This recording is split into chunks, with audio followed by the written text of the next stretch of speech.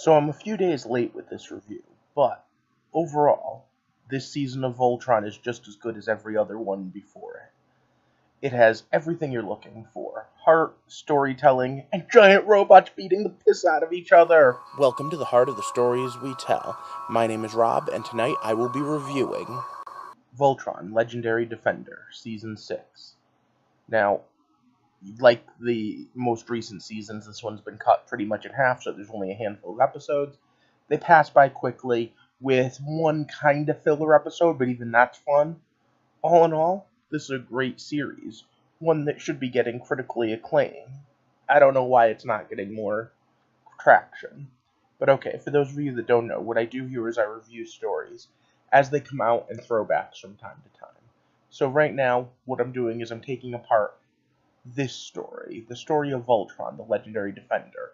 But I do all sorts of them. If it sounds interesting, click the subscribe button and join me. Now, up till now, what I've been doing is I've been doing an episode-by-episode breakdown. This time I'm going to do this a little different.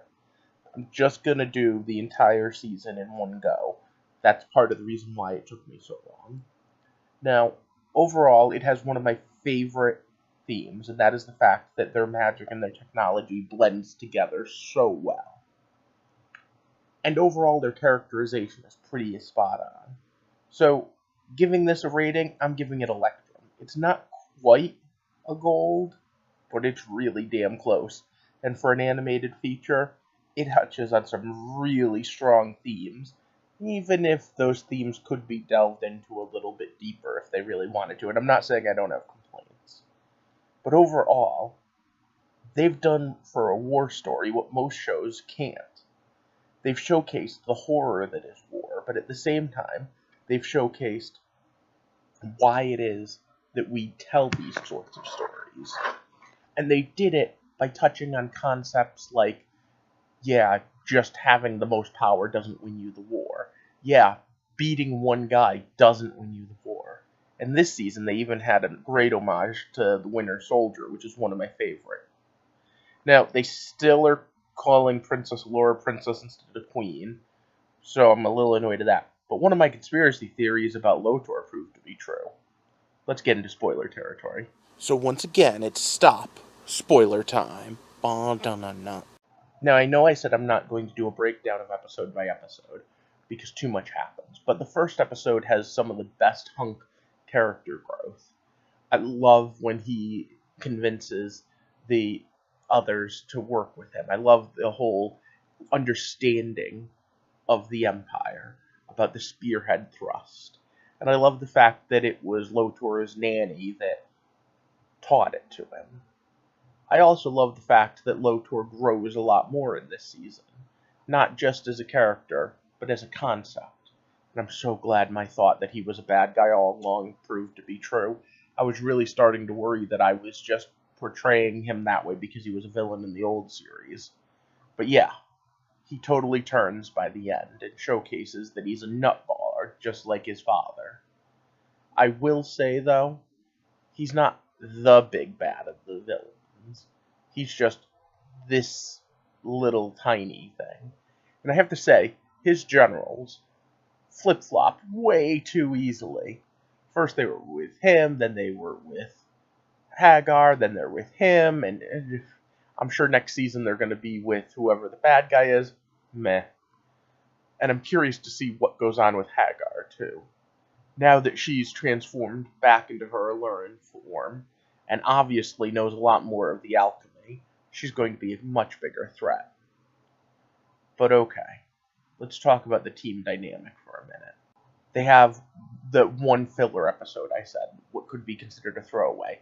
They do this whole Dungeons and Dragons thing, which I think is hysterical, because I've loved Dungeons and Dragons, and therefore I just got every single joke they did, even though I don't think everyone did. But I loved it, and it showcased in-depthly what type of people each of the paladins was. I especially liked the joke where Shiro went through 3 different characters that were all just slightly name changed, exactly the same character, the same paladin. And I also loved the throwback to the old series when he got his magic sword that was a blazing sword, and it even looked like the old one. But okay, enough about the filler episodes. As much as that did still move character arc forward, the big stuff really happened once Keith came back with his mom, who I assume will play a much bigger role next season. We find out that Lotor has always been an ass, and that Lotor has been killing Alteans and juicing them for their energy, and that part of the reason for building this ship is because he's always been obsessed, like his own mother, Hagar, with the quintessence field, and trying to get more and more quintessence. Alright, so then we have the team itself having to stop him. And I loved Hunk's little bit of math, too, when they have to decide what to do. Last time he had 2 ships, and we had 5, and he kicked our butts. This time, we only have 4, and he's got 3. That doesn't seem good. And I especially loved the fact that Keith was able to find and reconnect to the real Shiro, because we've known for a while that Shiro wasn't right. And this is where I say the Winter Soldier reference comes in, right down to the way the whole space station was falling apart when Keith was at the cloning facility. Was very reminiscent of Winter Soldier, with the entire ships falling apart, the helicarriers falling apart around them, and Captain America yelling for him to remember him. But in this case, it was Keith and Shiro instead of Cap and the Winter Soldier. But then comes the big knockdown drag-out fight, and Lotor has his own version of Voltron, his own combiner, and it's pretty cool. And it's exactly what I would have hoped to have seen. Especially with the fact that, yeah, Voltron's tough, but yeah, it's possible to improve on a design, and Lotor's had thousands of years to do it. And then he had the princess to help make it possible. So, what does Lotor do? He makes a faster Voltron, a tougher Voltron, one with a few special things like a tail attack that gives him extra attacks. I mean, basically he min-maxed his own version of the bot. Alright, but of course, at the end of the day, fighting him isn't just about being stronger or faster. Allura figures out relatively quickly the quintessence field, as much as it's powering them up, is also corrupting them. And the only answer is not to fight. Anyone want to play tic-tac-toe real quick? Never mind. You probably don't get the reference. Probably most people watching this are too young to get that reference. But even then, Lotor still gets a bit of a victory, because the only way to stop the destruction of all of reality is to blow up the Castle of Lions. And that's pretty sad. Although when Coran started talking about the fact that his grandfather or great-uncle built it, and started talking about how much it meant to him, I probably should have seen that coming.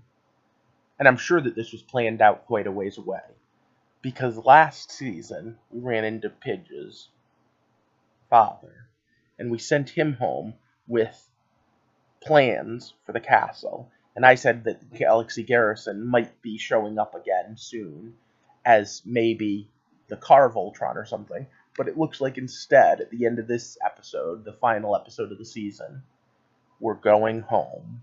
We're going to Earth. We're bringing the Galaxy Garrison into this finally. I can't wait to see what they come up with next, though.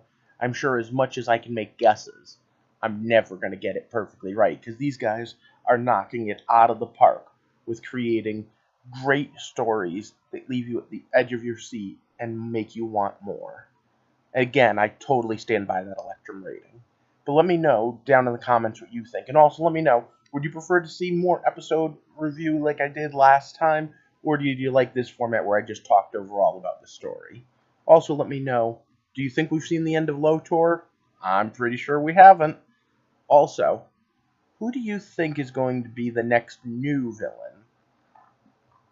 I'm kind of curious. And of course, while you're doing that, if you could do me a quick favor and give me a thumbs up, maybe share this video, and if you haven't already, click that subscribe button, because what I'd like to do here is build a little community. And if you guys leave comments, maybe I'll do a follow-up video on this where we can talk about what your thoughts on the season was. I've been doing that with TV shows as they go on, but that's a little harder when they dump whole seasons in one go, like they do on Netflix. For now, I hope you have a good day, and thank you for walking with me through the heart of the legendary Defender.